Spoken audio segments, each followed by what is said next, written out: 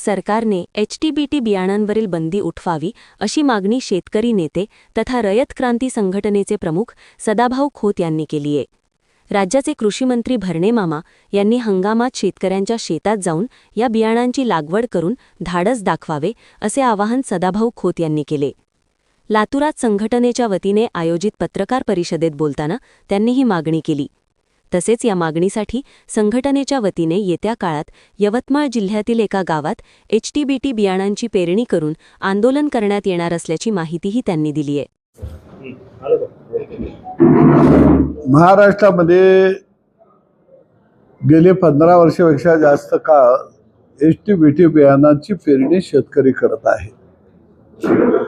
कोणतेही बियाणं पेरत असताना शेतकरी त्या बियाणाच्या माध्यमातून आपल्याला अधिक उत्पादन मिळेल का हा विचार करून ते बियाणं पेरत असतो।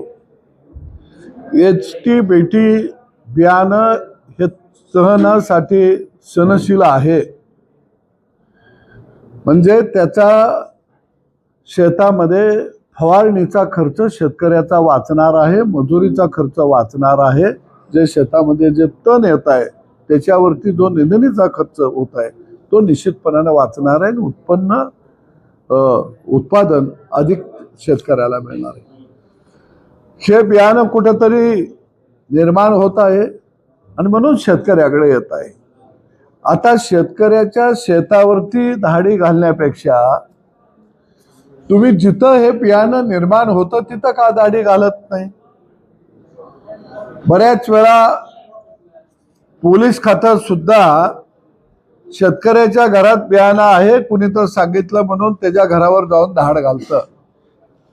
मला वाटतं HTBT बियाणं हे काय गांजाची लागवड आहे का? कारण या बियाणाची लागवड अमेरिका असेल, वेगवेगळ्या युरोप देशामध्ये मोठ्या प्रमाणामध्ये याची लागवड केली जाते। त्यांनी पेरा केलेलं सोयाबीनचं ऑइल आम्ही खात आहोत, त्यांनी पेरा केलेले सोयाबीन मक्याची पेंड आम्ही घेत आहोत, आमच्या जनावरांना घालत आहोत, म्हणजे त्याच्यावरती बंधन नाही।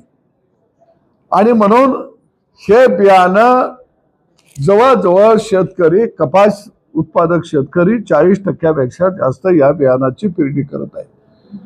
केंद्र सरकारनं कृषी मंत्र्यांनी केंद्रीय हैदराबादला आंध्र प्रदेशमध्ये यावर बैठक घेतली। सगळ्या राज्याच्या कृषी मंत्र्यांनी स्पष्टपणाने कबूल केलं की HTBT बियाणं यासाठी आपण परवानगी दिली गेली पाहिजे।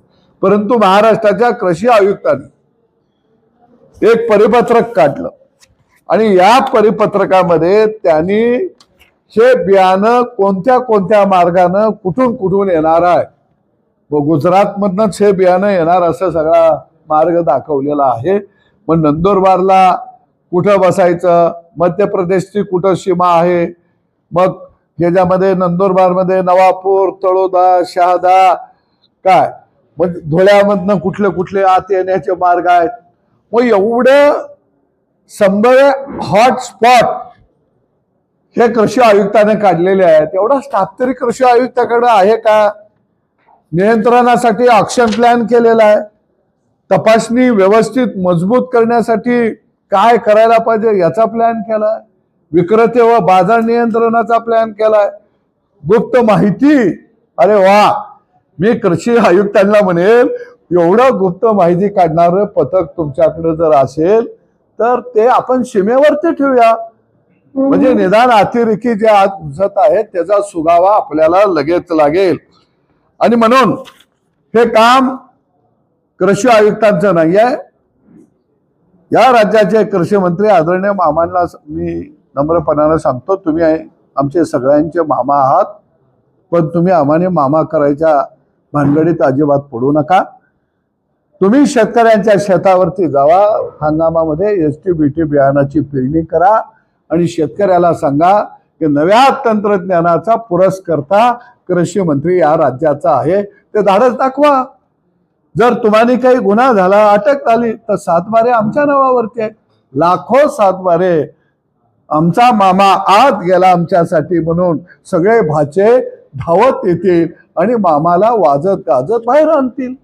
आणि म्हणून मला वाटतं हे धाडस या राज्याच्या कृषी मंत्र्यांनी दाखवावं. चला.